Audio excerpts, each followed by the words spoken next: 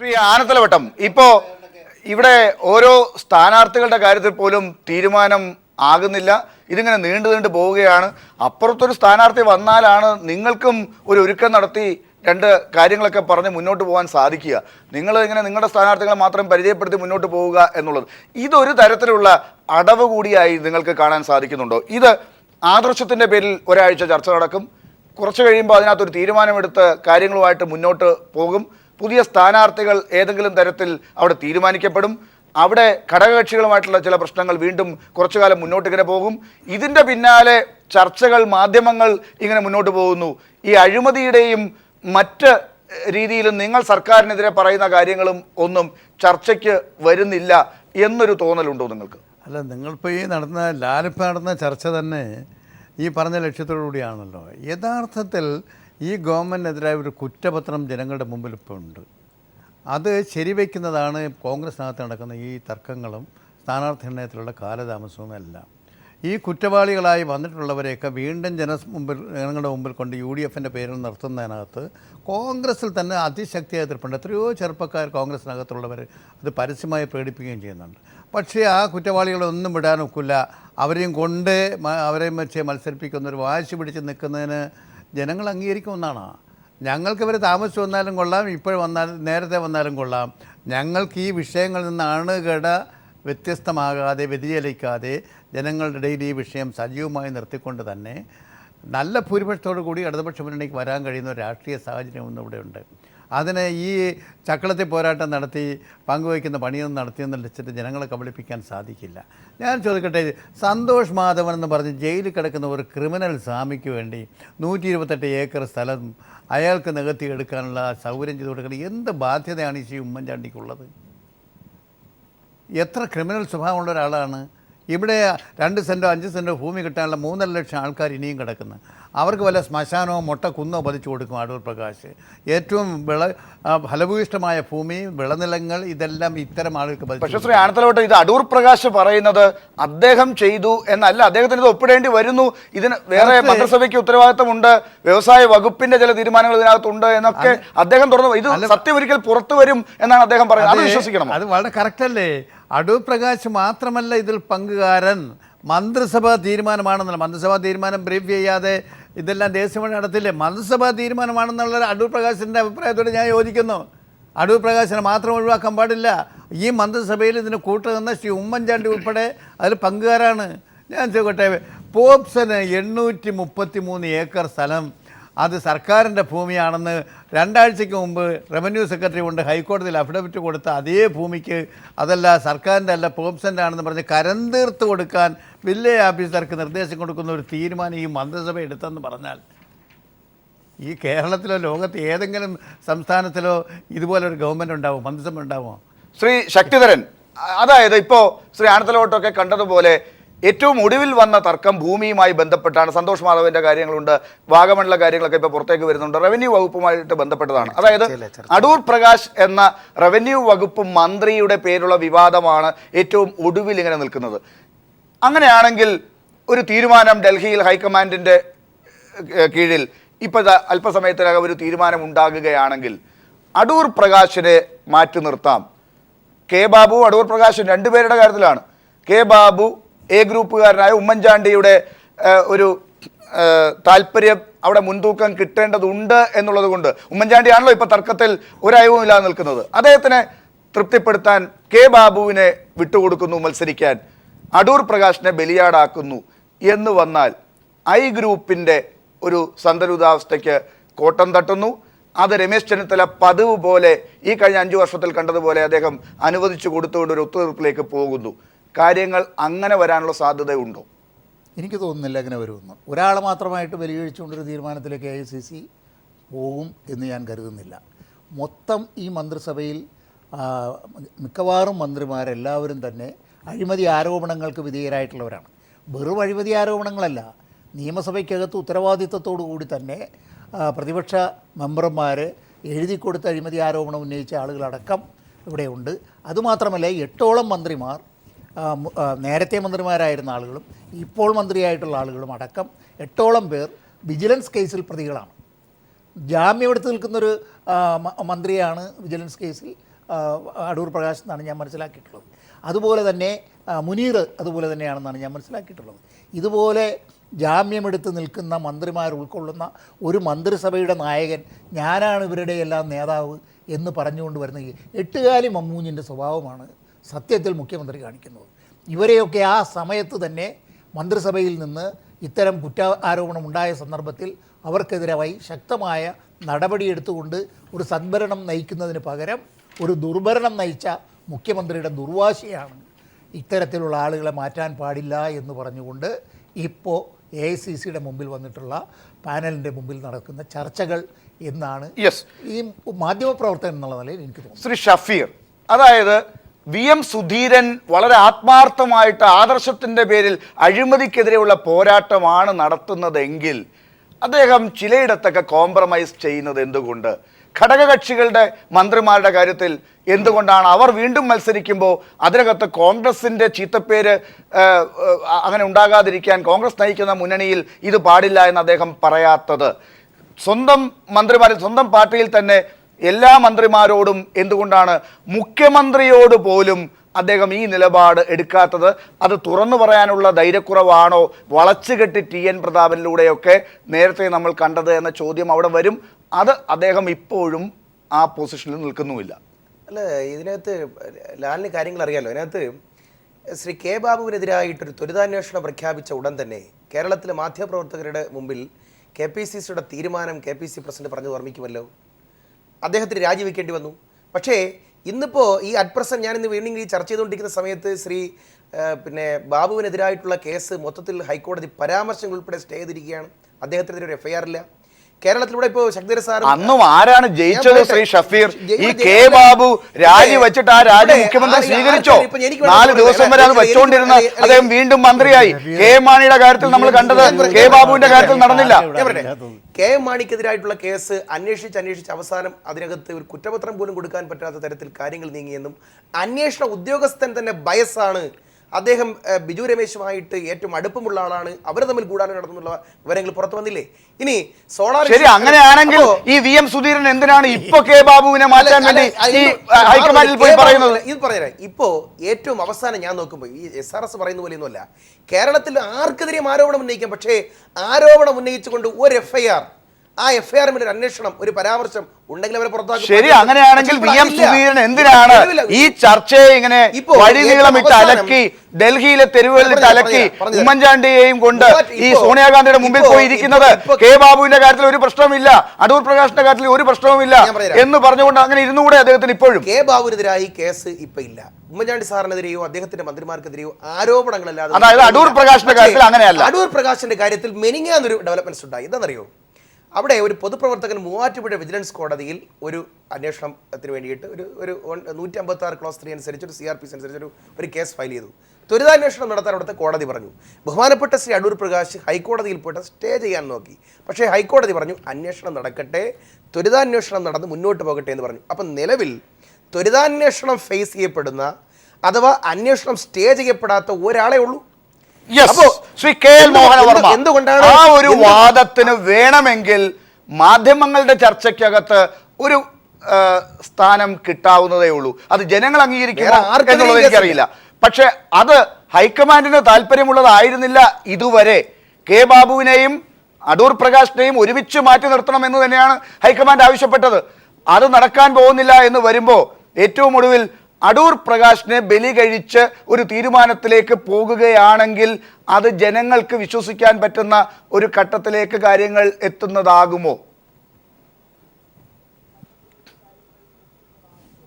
ഇതൊന്നും ജനങ്ങൾക്ക് വിശ്വസിക്കാവുന്ന രീതിയിലേ അല്ല ഇപ്പോൾ നടന്നുകൊണ്ടിരിക്കുന്നത്.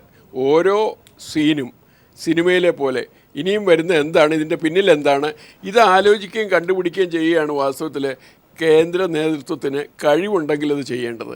അതുകൊണ്ടായിരിക്കണം ഇത് ഇത്ര നീട്ടിവെക്കുന്നതും. ഒരു കാര്യം ശരിയാണ്, ഞാൻ തലവട്ട ആനന്ദൻ സാർ പറഞ്ഞതിനോട് വളരെ യോജിക്കുന്നു. ഈ ഒരു സമയത്ത് ഇങ്ങനെ ഒരു സംഭവം വന്നത്, ഇതെല്ലാം കൊണ്ടുവന്ന് അഴിമതി ആരോപണക്കാരെ മാറണം എന്നൊക്കെ പറഞ്ഞൊരു പരിപാടി വരികയും ഇടയ്ക്ക് പ്രതാപൻ ഇങ്ങനെ വേണ്ടാന്ന് പറയുകയും പിന്നെ വേണമെന്ന് പറയും, ഒരു വലിയൊരു നാടകത്തിൻ്റെ ഭാഗങ്ങളെല്ലാം ഉണ്ടായത് വാസ്തവത്തിൽ ഒരു സംശയമില്ല, എല്ലാ നിയോജകമണ്ഡലത്തിലും കോൺഗ്രസിൻ്റെ UDF ഇത് പ്രതികൂലമായിട്ട് ബാധിക്കുന്ന ഒരു മാനസിക ഭാവം ഉണ്ടാക്കുന്നുണ്ട്. അത് വാസ്തവത്തിൽ അവോയ്ഡ് ചെയ്യേണ്ടതായിരുന്നു തീർച്ചയായിട്ടും. അത് ഒരു കോൺഗ്രസിനോട് വാസ്തവത്തിൽ ആത്മാർത്ഥമായിട്ട് ഇഷ്ടമുള്ള, ഗാന്ധിയൻ തിങ്കിങ്ങിനോട് വളരെയധികം ഇന്നും മാനസികമായിട്ട് അടുപ്പമുള്ള എനിക്ക് തോന്നിയിട്ടുണ്ട്. ഇവർ എന്തുകൊണ്ടാണ് ഈ സമയത്ത് ഇതിനെ കൊണ്ടുവന്ന് ഇങ്ങനെ കൊണ്ടുവന്ന് യാതൊരു കാരണവുമില്ലാതെ അവർ അരുവിചാരനെ മാറ്റേണ്ടവരെ മാറ്റാം, പറഞ്ഞുവിടാം. ഇവരാരും ഇല്ലെങ്കിലും കേരളം ഇതിലും ഭംഗിയായിട്ട് നടക്കുകയും ചെയ്യും. വേറെ ചെറുപ്പക്കാർ വന്നോളും, അവർ പുതിയ പുതിയ സ്ഥാനം ഏറ്റെടുക്കും, ഒരു പ്രശ്നമില്ല, അതൊന്നും ഉണ്ടാവില്ല. അവരാരും വിചാരിക്കേണ്ട ഞങ്ങൾ ഇൻഡിസ്പെൻസിബിൾ ആവണമെന്ന്, അതാരും വിചാരിക്കേണ്ട കാര്യമില്ല. പക്ഷേ ചെറുപ്പക്കാർ വരും, അവരതിനും ചിലപ്പം മെച്ചമായിട്ട് കൊണ്ടുപോകും. പക്ഷേ ഈ സമയത്ത് ഇങ്ങനെ ഇലക്ഷൻ്റെ സമയത്ത് ഇങ്ങനൊരു ഇമേജ് ഉണ്ടാക്കുക എന്ന് പറഞ്ഞാൽ വളരെ എളുപ്പം. നമുക്ക് ആരോപണ വിധേയരായവരുടെ ആരോപണം ശരിയാണ് എന്ന് തോന്നിക്കുന്ന രീതിയിലുള്ള ഒരു ഇമേജ് ഉണ്ടാക്കുക. അതുപോലെ തന്നെ ചെറുപ്പക്കാർക്ക് വേണ്ടി ഞങ്ങൾ മാറി നിൽക്കുകയാണെന്ന് ഒരെണ്ണം പറയുക, അതേസമയം മാറി നിന്നില്ല എന്ന് പറയുക, കേന്ദ്രത്തിൽ നിന്ന് വിളിച്ചുകൊണ്ട് പോവുക. അവിടെ എന്തൊക്കെയത് ഈ നാടകങ്ങളൊക്കെ നമ്മളെല്ലാവരും വിശ്വസിക്കണം. നമുക്ക് സീരിയൽ കാണുന്നതിൽ കൂടുതൽ ഇതിൽ ഒരു ജനത്തിനും ഇത് വരില്ല. പക്ഷേ കെ എൽ മോഹനവർമ്മ, അതായത് ഒരു ആത്മാർത്ഥമായ തെരഞ്ഞെടുപ്പിന് വേണ്ടിയുള്ള ഒരു ഒരുക്കം ഈ കോൺഗ്രസിന്റെ ഭാഗത്ത് നിന്ന് ഉണ്ടായിട്ടില്ല.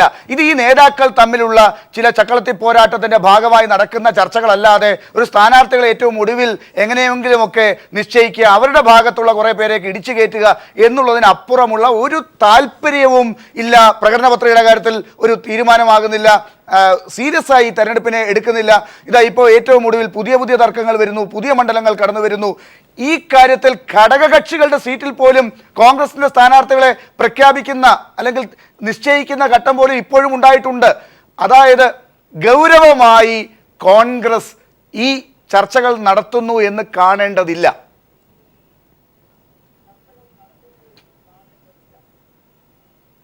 തീർച്ചയായിട്ടും. ഇതിൻ്റെ പിന്നിൽ വാസ്തവത്തിൽ നമ്മൾ വിചാരിക്കുന്ന രീതിയിലുള്ള വലിയ തത്വശാസ്ത്രമോ അതിനൊന്നും കാണേണ്ട കാര്യമില്ല. ഇതെല്ലാം ലക്ഷ്യം അവനവൻ്റെ. ഞാൻ ഡൽഹിയിൽ വന്ന പല കോൺഗ്രസ് സുഹൃത്തുക്കളും നേതാക്കന്മാരാണ്. ഞാൻ പലരോടും ചോദിച്ചപ്പോൾ എല്ലാവരും പറയുന്നത് അവിടെ എല്ലാവരും കൂടെ അങ്ങോട്ടും ഇങ്ങോട്ടും വീതിക്കേണ്ട ആരുടെയാണ് എവിടെയാണ് കൂടുതൽ ശക്തി എന്ന് വെച്ചാൽ അതിൽ ചെന്ന് വീഴും. എനിക്ക് തോന്നുന്നത് ആ നിലയിലേക്കൊരു ലെവൽ കൊണ്ടുവരിക, അത് പൊതുവേ ഇപ്പോഴത്തെ മാധ്യമങ്ങൾ കൂടി എല്ലാം കൂടെ വരികയും ചെയ്യുന്നത് it's not a good thing. ഇത് ഷുഡ് ഹാവ് ബീൻ അവോയ്ഡഡ്. ആരാണെങ്കിലും ശരി, എത്ര വലിയ നേതാവാണെങ്കിലും ശരി, അവർക്കിടെ താല്പര്യങ്ങളുണ്ടാവും, അതില്ലാന്ന് പറയുന്നില്ല, അതിലൊന്നും തെറ്റുമല്ല, താല്പര്യം വേണം താനും.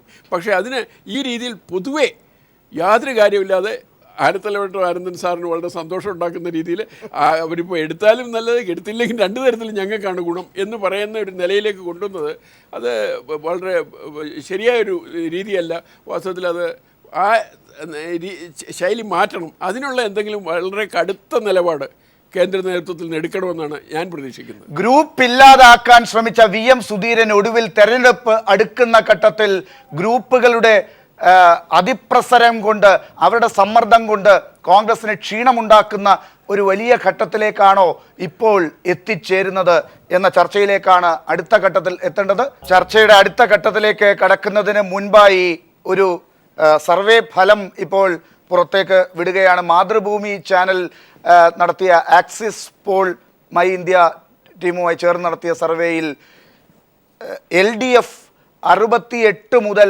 74 വരെ സീറ്റുകൾ നേടും. UDF 66 മുതൽ 72 വരെ സീറ്റുകൾ നേടും. BJP 0 മുതൽ 2 വരെ സീറ്റുകൾ. ഇതാണ് മാതൃഭൂമി സർവേ ഫലത്തിൽ കാണുന്നത്. അതിനെക്കുറിച്ചുള്ള പെട്ടെന്നൊരു പ്രതികരണം എല്ലാ നേതാക്കളിൽ നിന്നും എടുത്തതിന് ശേഷം നമുക്ക് ചർച്ചയിലേക്ക് തുടരാം. ശ്രീ ആനത്തലവട്ടം, LDFനാണ് മുൻതൂക്കം പറയുന്നതെങ്കിലും ഈ സർവേയിൽ വലിയ പിറകിലല്ല UDF. ഈ സർവേയെ നിങ്ങൾ ഇതുവരെ വന്ന സർവേകളുടെ ഫലവുമായി തട്ടിച്ചു നോക്കുമ്പോൾ ഏതാണ്ട് യാഥാർത്ഥ്യ ബോധത്തോടുള്ളതാണെന്ന് കാണുന്നുണ്ടോ? സർവേ ഇങ്ങനെ വരുന്നതിനെല്ലാം ഞങ്ങൾ അപ്പടി പൂർണ്ണമായി വിശ്വസിക്കുന്നില്ല. പക്ഷെ ഞങ്ങൾക്ക് ഈ കേരളത്തിലെ ജനങ്ങളുടെ പൾസ് അറിയാം. ഒരു മതേതര മനസ്സാണ് കേരളത്തിൻ്റേത്. ഇവിടെ BJP 0 2 ഇവിടെ നേടാൻ പോകുന്നില്ല. രണ്ടാമത്തെ കാര്യം, ഈ അഴിമതിയെ ഒരിക്കലും ടോളറേറ്റ് ചെയ്യില്ല. കേന്ദ്രഭരണം നഷ്ടപ്പെട്ടത് തന്നെ അഴിമതി മുഖമുദ്രയാക്കി അതിനെതിരായിട്ടുള്ള അതിശക്തിയായ പ്രചാരവേല കൊണ്ടല്ലേ BJP അധികാരത്തിൽ വന്നു. സാമ്പത്തിക നയത്തിൽ വല്ല വ്യത്യാസമുണ്ട് അവർ തമ്മിൽ, ഒരേ നയമല്ലേ. എന്തായാലും ഇതായിരിക്കില്ല ഈ കേരള ഇതൊന്നും ഞങ്ങൾ കാൽക്കുലേറ്റ് ചെയ്യാം. ഞങ്ങൾക്കൊരു ധാരണയുണ്ട്. ആ ധാരണയിൽ എത്തിച്ചേരും. ഇടതുപക്ഷ മുന്നണിക്ക് ഇത് ഭരിക്കാനുള്ള നിർണായകമായ ഭൂരിപക്ഷം കിട്ടും. BRM ഷഫീർ, നിങ്ങൾ ഇപ്പം തന്നെ 72 വരെ ഒക്കെ ആണല്ലോ, അവിടെ തന്നെ നിൽക്കും എന്നാണ് സർവേ ഇപ്പം കാണിക്കുന്നത്. ഞാൻ ഇന്നലെ ഇതേ സ്ഥലത്ത് ഡോക്ടർ ലാലിനോട് പറഞ്ഞു, ഈ സർവേകളൊക്കെ മാറി തിരിഞ്ഞു വന്നുകൊണ്ടിരിക്കും, അതൊന്നും കണ്ടുകൊണ്ട് കോൺഗ്രസ് പനിക്കുന്നില്ല. പക്ഷെ ഒരു കാര്യം പറയാം, കേരളത്തിൽ നെക്ക് ടു നെക്ക് ഫൈറ്റ് ആണെന്ന് പറഞ്ഞത് ശ്രീ യെച്ചൂരി സഖാവാണ്, CPM സംസ്ഥാന കമ്മിറ്റി റിപ്പോർട്ട് ചെയ്യപ്പെട്ടു. ചിലപ്പോൾ അവർ നിഷേധിക്കുമായിരിക്കും. കേരളത്തിൽ ഞങ്ങൾ തിരുവനന്തപുരം മുതൽ അങ്ങ് കാസർഗോഡ് വരെ കുറേയേറെ വികസന പദ്ധതികൾ, നൂറ്റാണ്ടുകളിൽ നടക്കാത്ത വികസന പദ്ധതികൾ ഞങ്ങൾ കൊണ്ടുവന്നു. കാരുണ്യത്തിന്റെ ഒരു വലിയ പ്രവാഹം ഞങ്ങൾ കൊണ്ടുവന്നു. ഞങ്ങൾക്ക് ജനങ്ങൾ പക്ഷേ മനുഷ്യ സഹജമായ അതൊന്നും നിങ്ങൾക്ക് പറയാൻ സമയമില്ല ഷഫീർ. നിങ്ങൾ അവിടെ ഇപ്പോഴും 9 മണി ആകാൻ പോകുന്നു, എന്തെങ്കിലും വെളുത്ത പുക കാണുമ്പോഴുള്ള എല്ലാവരും. കേരളത്തിൽ കോൺഗ്രസിന്റെ സിറ്റുവേഷൻ സ്ഥാനാർത്ഥി നിർത്തി ഇതിനേക്കാൾ വർഷമായിട്ട് പോലും കേരളത്തിൽ അധികാരത്തിൽ വന്നിട്ടുണ്ട്. ഞാൻ ഒരു കാര്യം കൂടി പറയാം, ഏറ്റവും അവസാനത്തെ 2 ആഴ്ചത്തെ സ്ഥാനാർത്ഥികളുടെ പെർഫോമൻസ് ആണ് എവിടെയും വിജയസാധ്യത നിശ്ചയിക്കുന്നത്. ഇന്നലെ ഇപ്പോൾ ഏഷ്യാനെറ്റ് സർവേ ഞാൻ ഇന്നലെ പറഞ്ഞല്ലോ, ആ സർവേയുടെ ഒരു കള്ളക്കളി ഞാനത് ഒന്ന് പറയാം. ഇന്നലെ മുഖ്യമന്ത്രിയുടെ പ്രവൃത്തിയിൽ വളരെ തൃപ്തിയുള്ളവരും കുറച്ച് തൃപ്തിയുള്ളവരുമായിട്ട് 53% ആളുകൾ എന്ന് പറഞ്ഞാൽ തൃപ്തി ഇല്ലാത്തവരായിട്ട് കാണുന്നത് 43%. പോകാനുള്ള സമയമില്ല. മാതൃഭൂമിയുടെ ചർച്ച സർവേ ഫലങ്ങൾ പിന്നെ കേരളത്തിന്റെ പൊതുവായ മനസ്സായി ഞങ്ങൾ കാണുന്നില്ല. പക്ഷേ ഒരു കാര്യം, മാതൃഭൂമിക്ക് ഇന്നലത്തേക്കാൾ കുറച്ച് വ്യത്യസ്തമായി പറയാൻ കഴിഞ്ഞു എന്നുള്ളത്, കുറച്ച് ശരിയിലേക്ക് വരാൻ കഴിഞ്ഞു. നിങ്ങളുടെ അടുത്തേക്ക് ഇത് കേരളത്തിന്റെ ഒരു മനസ്സിലേക്ക് എത്തുന്നതേ ഉള്ളൂ. വികസനത്തിന്റെയും കാരുണ്യത്തിന്റെയും ഒരു വലിയ രാഷ്ട്രീയം ഞങ്ങൾ അവതരിപ്പിച്ചിട്ടുണ്ട്. ശരി ശരി.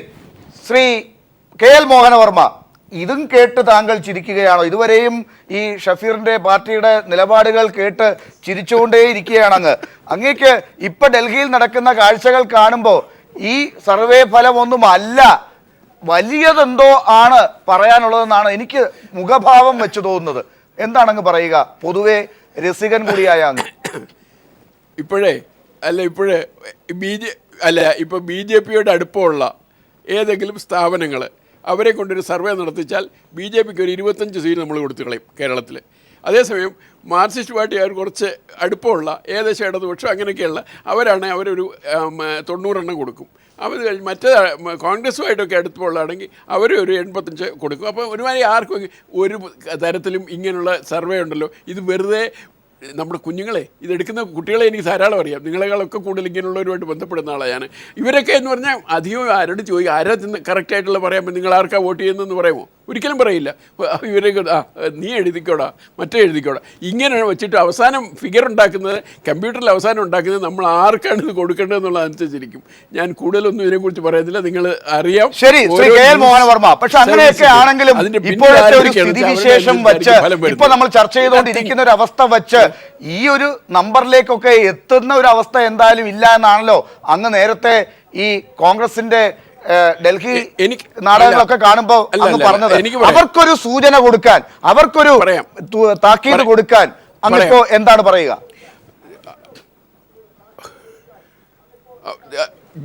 ഒരു കാര്യം, മതേതരം, ഇപ്പം അനന്തലവട്ടൻജി പറയുകയുണ്ടായി, മതേതരത്വമാണ് നമ്മുടെ കേരളത്തിൻ്റെ മതേതരത്വമായിരിക്കാം, പക്ഷേ ജാതേതരത്വം അല്ല. ജാതിയാണ് ഇവിടെ ഇപ്പോഴും ഈ അവസാനത്തെ മൂമെൻറ്റിൽ ഈ ചെറിയ ഡിഫറൻസിനെ കൺട്രോൾ ചെയ്യാൻ പോകുന്നത്. അത് അവസാനം ഈ പറഞ്ഞ പോലെ 2 ആഴ്ച 3 ആഴ്ചക്കകം ജാതിപരമായ എന്തെങ്കിലും പ്രശ്നങ്ങൾ ഉണ്ടാക്കിയ ഇതിനൊക്കെ മാറ്റങ്ങൾ വരും. നമ്മുടെയൊക്കെ ഉള്ളിൽ ഇപ്പോഴും ജാതിയാണ് പ്രധാനമായിട്ട് എടുക്കുന്നത്, മതത്തിനേക്കാളും കൂടുതൽ. ഓർത്തോണം, മതത്തിനേക്കാളും കൂടുതൽ ജാതിയാണ്. ജാതിയുടെ വളരെ ശക്തമായിട്ട് ഇപ്പം വന്നു. ഓരോ ചെറിയ സമുദായങ്ങളും അതിൻ്റെ 2 ഡിഫറൻസ് എടുത്ത് അതിനെയാണ് കേന്ദ്രമാക്കുന്നത്. അതുകൊണ്ട് ഈ എന്ത് സർവേ ഫലം ഉണ്ടായാലും ജാതി എന്നുള്ള മനസ്സിലേത് മാറ്റിക്കാനായിട്ടുള്ള ഒരു സിസ്റ്റം ഇല്ലാത്തടത്തോളം ഈ അവസാന കാലത്ത് എന്തെങ്കിലും ആ തരത്തിലുള്ള പ്രശ്നങ്ങൾ ഉണ്ടാകുമ്പോൾ ആ പ്രശ്നങ്ങൾ വോട്ടിങ്ങിനെ ബാധിക്കുകയും ചെയ്യും. എന്തായാലും ഇപ്പോ നമുക്ക് കിട്ടുന്ന വിവരമനുസരിച്ച് ഡൽഹിയിൽ സുധീരനും ഉമ്മൻചാണ്ടിയും സോണിയാഗാന്ധിയും തമ്മിലുള്ള കൂടിക്കാഴ്ച അവസാനിച്ചു എന്നാണ് മനസ്സിലാകുന്നത്.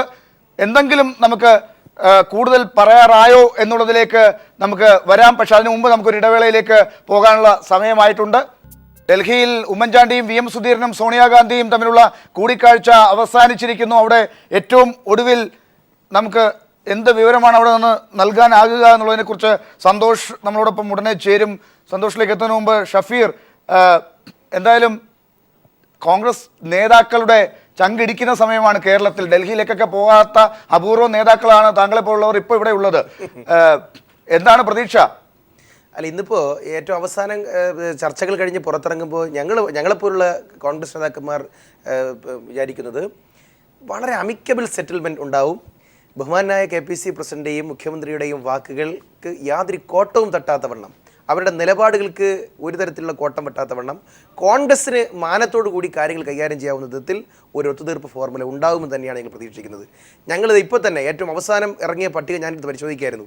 കഴിഞ്ഞ പ്രാവശ്യത്തെ 6 യുവാക്കൾ കൂടി മാറ്റിക്കഴിഞ്ഞാൽ 23 ചെറുപ്പക്കാർക്ക് സീറ്റ് വാങ്ങിക്കൊടുക്കാൻ KPC പ്രസിഡന്റ് മുഖ്യമന്ത്രിക്കും കഴിഞ്ഞു. ഞങ്ങൾ വലിയ പ്രതീക്ഷയിലാണ്. ഈ തെരഞ്ഞെടുപ്പിൽ എല്ലാ പ്രശ്നങ്ങളും മാറി ഇനി 50ഓളം ദിവസങ്ങളുണ്ട്.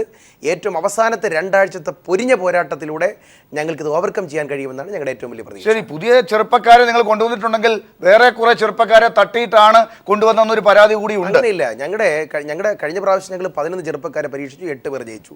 ഇപ്രാവശ്യം ഞങ്ങൾ പിന്നെ പല മണ്ഡലങ്ങളിലും ഏകദേശം 21 സീറ്റുകളിൽ ഞങ്ങൾ പുതിയ ആളുകളെ യൂത്ത് കോൺഗ്രസിലൂടെയും KSUലൂടെയും വളർന്നു വന്ന നല്ല മുഖങ്ങളെ പരീക്ഷിക്കുക. നിങ്ങൾക്കത് തെളിയിക്കാൻ പറ്റുന്ന ഒരു അവസരം നിങ്ങളൊരു ചെറുപ്പക്കാരന് കൊടുക്കുന്നുണ്ടെങ്കിൽ യൂത്ത് കോൺഗ്രസിന്റെ ശബ്ദം കേൾക്കണം. നിങ്ങൾ ഡീൻ കുര്യാക്കോസിന്റെ വാക്ക് കേൾക്കണം. ഈ ശോഭാ സുബിന്റെ കാര്യത്തിൽ നിങ്ങൾ കയ്പമംഗലത്ത് നിങ്ങൾ ഒരു തീരുമാനത്തിൽ